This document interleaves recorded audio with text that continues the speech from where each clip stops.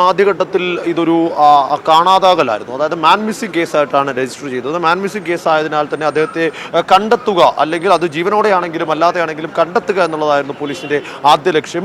കുടുംബത്തോട് സംസാരിച്ചപ്പോൾ അത് സമാധിയായി അടക്കപ്പെട്ടു എന്ന് കുടുംബം മറുപടി നൽകുകയും തുടർന്ന് പല പെർമിഷനുകളും ഹൈക്കോടതിയിൽ അടക്കം കയറി ആ സമാധി പൊളിച്ച് ഇന്ന് അദ്ദേഹത്തിന് മൃതദേഹം കണ്ടെത്തിയിരിക്കുന്നു. ആ മൃതദേഹം കണ്ടെത്തിയതിനു ശേഷം ആ കേസിന്റെ സ്വഭാവം മാറുകയാണ്. ആ മരണം അസ്വാഭാവികമാണോ ദുരൂഹമാണോ എന്നുള്ള ചോദ്യമാണ് ഇനി പോലീസിന് മുന്നിലുള്ളത്. അന്വേഷണത്തിൽ ഒരു വിട്ടുവീഴ്ചയുമില്ല. അന്വേഷണം ഇന്നത്തെ ഒരു പോസ്റ്റ്മോർട്ടം കൊണ്ട് അവസാനിക്കുന്നില്ല എന്നും എല്ലാ തരത്തിലുമുള്ള പുരോഗതി ഉണ്ടാകുന്ന തരത്തിലേക്കുള്ള അന്വേഷണം മുന്നോട്ട് പോകുമെന്നുമാണ് നെയ്യാറ്റിൻകര CA, അതായത് ഈ കേസിന്റെ അന്വേഷണ ഉദ്യോഗസ്ഥനായ നെയ്യാറ്റിൻകര CA നമ്മോട് പറഞ്ഞത്. ആദ്യം മുതൽ അവസാനം വരെ അദ്ദേഹത്തിനോട് ചോദിച്ചുകൊണ്ടിരുന്നത് ഈ മരണം ഇന്നത്തെ പരിശോധന കൊണ്ട് സ്വാഭാവികമാണോ അസ്വാഭാവികമാണോ എന്ന കാര്യത്തിൽ സ്ഥിരീകരിക്കാൻ കഴിയുമെന്നതായിരുന്നു. ഒരു കാരണവശാലും ഇന്നത്തെ ഈ പരിശോധന പ്രകാരം ഇത് സ്വാഭാവിക മരണമാണോ അസ്വാഭാവിക മരണമാണോ എന്ന് സ്ഥിരീകരിക്കാൻ കഴിയില്ല. നേരത്തെ സേഫ് സൂചിപ്പിച്ചതുപോലെ തന്നെ 3 തരം പരിശോധനകൾ 2 ആഴ്ചക്കാലത്തോളം വേണ്ട വിശദമായ പോസ്റ്റ്മോർട്ടം റിപ്പോർട്ടിലൂടെ മാത്രമേ ഇതിന്റെ മരണത്തിന്റെ സാധ്യത എങ്ങനെയാണ്, അതിൽ എന്തെങ്കിലും ദുരൂഹതകൾ ഉണ്ടോ എന്ന കാര്യത്തിൽ സ്ഥിരീകരിക്കാൻ കഴിയുകയുള്ളൂ എന്നതാണ് ഏറ്റവും പ്രധാനമായി ഈ ഘട്ടത്തിൽ സൂചിപ്പിക്കേണ്ടത്. മറ്റൊരു പ്രധാനപ്പെട്ട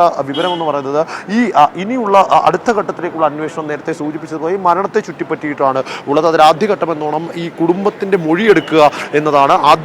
ഈ മാൻ മിസ്സിംഗ് പരാതി വന്നപ്പോൾ തന്നെയുള്ള മൊഴികളിൽ വലിയ വൈരുദ്ധ്യം ഉണ്ടായിരുന്നു. കുടുംബത്തിൻ്റെതായി വന്ന മൊഴികളിൽ 2 മക്കളുടെയും അതുപോലെ തന്നെ അമ്മയുടെയും മൊഴികളിൽ വൈരുദ്ധ്യം ഉണ്ടായിരുന്നു. ആ വൈരുദ്ധ്യത്തെ എടുത്ത് അദ്ദേഹത്തിനോട് ചോദിച്ചപ്പോൾ അതേ വൈരുദ്ധ്യം ഉണ്ടായിരുന്നു. ആ വിഷയത്തിൽ വീണ്ടും മൊഴിയെടുക്കൽ വേണ്ടതായിട്ടുണ്ട്. പല കാര്യങ്ങളും സ്ഥിരീകരിക്കേണ്ടതായിട്ടുണ്ട്. പല കാര്യങ്ങളും തമ്മിൽ ഒത്തുപോകാത്തതായിട്ടുണ്ട്. ആ ഒത്തുപോകാത്ത കാര്യങ്ങളെ ചേർത്തിണക്കി ഇനി അടുത്ത ഘട്ടത്തിലേക്കുള്ള ആ തരം അന്വേഷണത്തിലേക്ക് കടക്കുക എന്നതാണ് പോലീസിന്റെ ലക്ഷ്യം. അതോടൊപ്പം തന്നെ തെളിവെടുപ്പ് നടത്താനുണ്ട്. ഇന്ന് പ്രാഥമിക എവിഡൻസ് കളക്ഷൻ മാത്രമാണ് ഈ പ്രദേശത്ത് നിന്ന്, അതായത് സമാധി ഇരുന്ന സ്ഥലത്ത് നിന്ന് നടത്തിയിട്ടുള്ള. അതിനപ്പുറത്തേക്ക് അദ്ദേഹം താമസിച്ചിരുന്ന വീട്, അദ്ദേഹവുമായി ബന്ധപ്പെട്ട് നിൽക്കുന്നവരുടെ അടുത്തുനിന്നുള്ള മൊഴികൾ, അദ്ദേഹം ഉപയോഗിച്ചിരുന്ന വസ്തുക്കൾ, എല്ലാ തരത്തിലുമുള്ള തെളിവെടുപ്പും ഇനി നടത്തേണ്ടതായിട്ടുണ്ട്. അത്തരത്തിൽ അന്വേഷണത്തിൽ ഒരു വിട്ടുവീഴ്ചയും ഉണ്ടാകില്ല എന്നതാണ് ഇപ്പോൾ പോലീസ് ഉദ്യോഗസ്ഥൻ, ഇതിന്റെ ചുമതലക്കാരനായ പോലീസ് ഉദ്യോഗസ്ഥൻ നമ്മോട് വ്യക്തമാക്കുന്നത്. മറുവശത്ത് നമ്മൾ കണ്ടത് നാടാർ സമുദായത്തിന്റെ, അതായത് അദ്ദേഹത്തിന്റെ മൃതദേഹത്തിനൊപ്പം എത്തിയ നാടാർ സമുദായത്തിന്റെ പ്രതിനിധിയായി സംസാരിച്ച ഒരു വ്യക്തിയാണ്. അദ്ദേഹം ഇന്നത്തെ ഈ ഒരു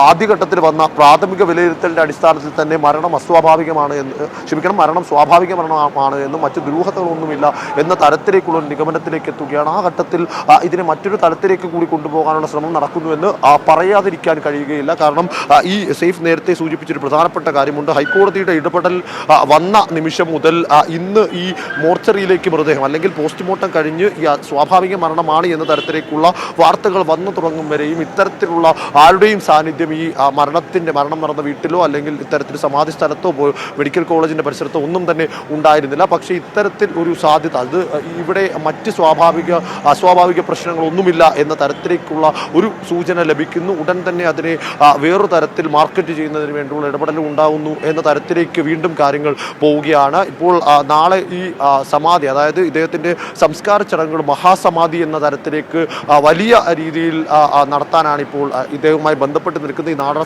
സമുദായമാണെങ്കിലും VSDP അടക്കമുള്ള സംഘടനകളാണെങ്കിലും തീരുമാനിച്ചിരിക്കുന്നത്.